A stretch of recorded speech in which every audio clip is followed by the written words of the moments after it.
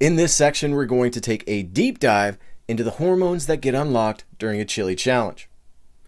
Remember how intense cold produces an electrical storm of activity in our brains that jolt us into a stimulated, hyper-focused state.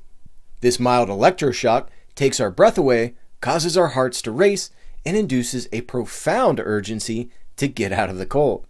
And leading the stimulatory charge is norepinephrine, which accounts for 80% of our metabolic response to cold.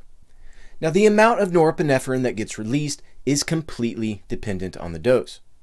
For instance, evidence shows that cold water immersion at 35 degrees Fahrenheit for only 20 seconds will increase norepinephrine levels by 300%, whereas 2 minutes at 50 degrees Fahrenheit will increase norepinephrine by 178%.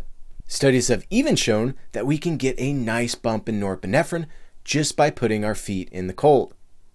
Perhaps that's why Thomas Jefferson was so prolific.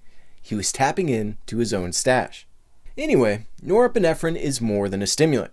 It also protects, repairs, and generates new nerve growth, which blesses us with improved learning, memory, and general well-being. Crazy, right? Who knew one of the best nootropics out there is the cold? Maybe that's why Beethoven allegedly dunked his head in cold water before composing. The last remark I want to make on the norepinephrine front is that it can boost our immune function and acts as a powerful anti-inflammatory. This is incredibly important because all major diseases involve chronic inflammation. As a matter of fact, the dysfunctional misfit we call chronic inflammation is the main culprit behind accelerated aging, premature death, and chronic disease. But remember, inflammation is just a response to damage. So removing the behavior that is causing the damage is step number 1. All right, now let's address another powerful hormone/neurotransmitter that gets unleashed with cold exposure: dopamine. This feel-good chemical is responsible for cognitive functions like memory, focus, and motivation. Yes, dopamine is the puppet master directing us towards the pleasure we seek. Normally, dopamine levels climb over time as we progress towards our desired goal. But there is a dark shadow to dopamine because it can be easily hijacked with addictive substances and behaviors. When this happens, our dopamine levels spike and we get catapulted into euphoria. Historically, these pleasure-filled bumps of dopamine helped us to survive by enhancing our memory, energy, and focus around food, which ensured we wouldn't forget the location in the future. Plus, just try to imagine what life would be like if sex didn't unlock dopamine and deliver that pleasurable, euphoric high. Exactly, we need dopamine. But unlike these natural thrills, addictive substances create spikes in dopamine, and after it crashes, we are left feeling like a hot pile of shit from low dopamine levels, which creates the desire for another spike, thereby setting off the destructive tailspin of addiction. We're geeking out on the topic of dopamine because cold stress can increase our dopamine levels by 250%, and it will remain elevated for hours without the dreadful crash of the addictive substances. This means we can stay on task with an abundance of energy and focus.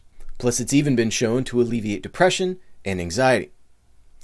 Next up on the cold front is our thyroid hormones, which, as you know, stoke our inner fire and warm us up.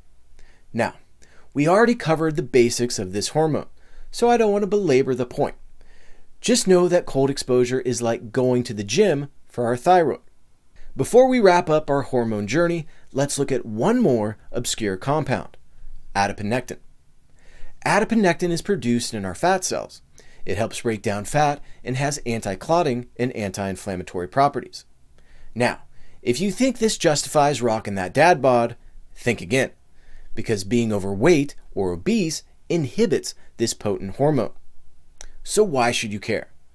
Because low adiponectin levels are associated with a long list of diseases, including colorectal cancer, depression, ADHD, anxiety, sleep disorders, cardiovascular disease, neurodegenerative disorders, panic disorders, and schizophrenia. The good news is that we can increase adiponectin with good old-fashioned weight loss. But if you're not ready to part ways with that muffin top, deliberate cold exposure might be the move. Researchers have stated cold exposure is one of the few stimuli identified so far that affects adiponectin levels in a short period of time in humans. But there's a catch. This fatty magic is abolished with sugar consumption. And if you're still on the fence, consider this. Elevated levels of adiponectin have been shown to combat heart disease and decrease inflammation in certain cancers. It's even been linked to longevity.